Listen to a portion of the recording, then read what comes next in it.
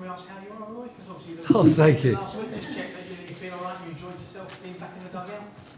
Yeah, I mean, I was really happy to be back. 'Cause, you know, when you get these situations, it's a bit strange. I was very touched by all the concern, which, as it turned out, was perhaps not as necessary as maybe people thought it would be. But of course, back on training from on Tuesday, really looking forward to this game.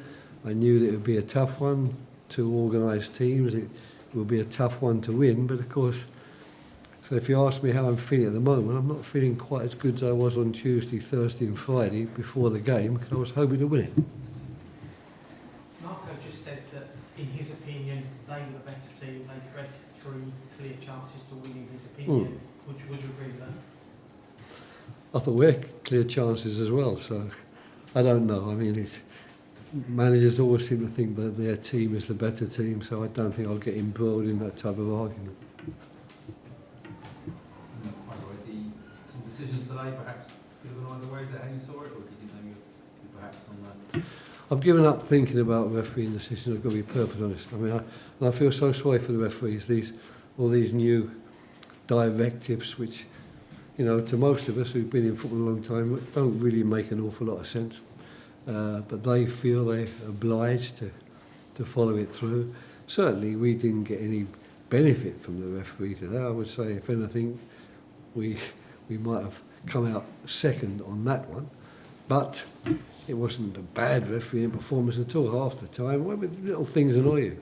You know, why can't somebody from the bench, one of the coaches, come and stand by me for 30 seconds to shout some instructions before being told immediately you've got to go back to the bench? I mean, that's our job to do that. You know, our job is to coach the players, work with the players. You know, what is the... I can understand if people are crowding in the bench and around in that area and making a nuisance of it. We're talking about someone who comes out from time to time to say a couple of words. Where is the problem? You know, how does football benefit from that? But I'm sure you have no interest in telling me the answer, and to be perfectly honest, it's something that is happening. I have to accept it. But it's a sad thing in a way that when you've been in football a long time, there are so many things happening at the moment, which I cannot believe is making the game any better. Like handballs when the ball struck at you from 3 yards away. That thing about the coach, is that a new directive? Or is that Yes. This from this season? Well, not a new directive, it's one now that they're clamping down on. And it's like time wasting. And players who are injured have got to leave the field. I mean, we get a player quite, not seriously injured, but certainly suffers an injury in a tackle which gets us a free kick. So why did he have to leave the field for simulation? He's injured. The referee's got to try, the physio's got to try and make it right. Anyway, listen, forget it. I mean, I can't imagine any of you being as passionate about the subject as I am, so that your newspapers will carry big headlines about this. So let's just get on with it. And at the end of the day...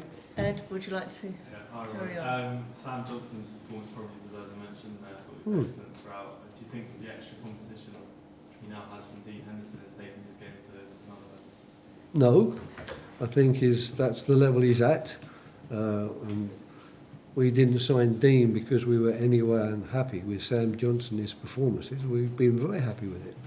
But of course we needed another good goalkeeper at the club, and we were very fortunate to get one of Henderson's quality. So there's no doubt that the competition between the two of them will spur both of them on. But I'm not prepared to say that he suddenly had a good game today. I mean, there were several of our players had good games today, but there were several who didn't have good games. And maybe that's what football is. You know, if you can get all 11 having good games, that's when you win. JP came on and had a real impact. Is the problem if you start with him and Oldman that you've kind of shown your full hand when the game starts? No, we think that the way we started the game, especially with Jeff Schlupp in the position he was in, doing a fantastic job on Paulinho, who of course is a very dominant figure who makes their play tick. I think that worked very, very well. But of course it's very good to have JP that at a time when you want to push that a little bit further and take a few more risks, but you will get caught on the counter-attack by playing 2 forwards and only 4 in midfield. It's good that JP is there to put on. Ed? Just wanted to ask about Raksaki. It was good to see him coming on. But did you think about bringing him on a bit earlier? Perhaps he's had 3 summer periods so far, like a handful of minutes. But do you think he's ready to come No, on? we didn't, because he might well be ready, but in different games. This wasn't the game where we believed that by taking Eze or Jordan Ayew off, we will become stronger and have more chance of winning the game. But there might be matches when that happens, and he did okay when he came on. But the fact is, we're very pleased with his progression. We're pleased with the fact that we think, the coaching staff, that he's improving, and becoming more and more au fait with what's required from him. But I didn't think today, unfortunately, it was the right time. I thought the only change that we could seriously make, which might have made a difference, was to go to 4-4-2 and bring Mateta on, and that's what we did. Look, just ask you about this. It was his 100th appearance today. Yeah. It feels like that's gone quite quickly. I agree with you. How important is he? And he's, I say, it's a bit of a stalwart now, 100 appearances. How Yeah. important has he been, do you think? That's a good observation. I mean, I only found out yesterday myself in his 100th game. It took me a bit by surprise because he came in the January window in my last season with the club then. So to rack up 100 appearances, especially with the serious injury that he had, is really good. But he's obviously a player who has to take a lot of responsibility. Every team has players like that to whom they look to make a difference, when the game's tight, and they produced a bit of magic. Certainly, I would say the closest chance of the game was when he actually struck the ball an inch or so past the post after a very good move. Can you enjoy watching him? I mean, I know you're worried about winning the game and everything else, but is he a player that you watch when he's making those runs and jinks and enjoy it? I do if they succeed.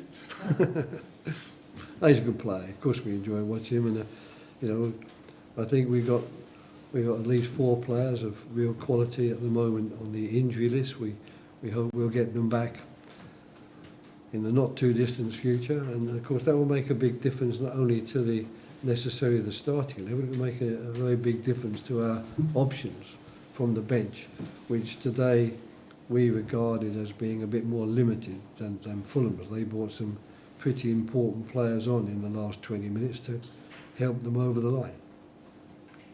Okay. One more? Is the clean sheet golden currency and positive today?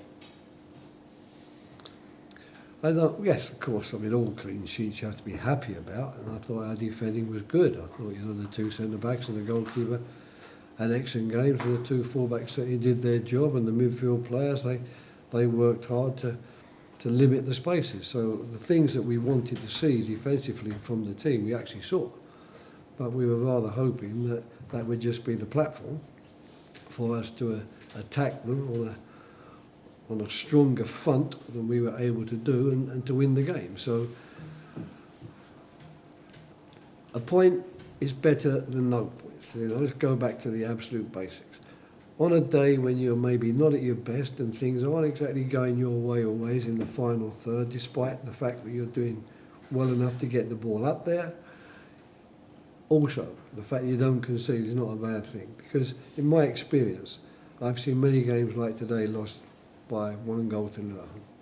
We didn't do that, so the positive is we can be better, we will be better. Certain players who today perhaps were not 100% happy with the way things went for them, that would change because they're good players, and we got 1 more point in our bid to move up the table. So that's the positive really, rather than the clean sheet. We came very close to having a clean sheet last week, but that was decided, as you know, in the 93rd minute to call it a controversial penalty would be very kind, I think.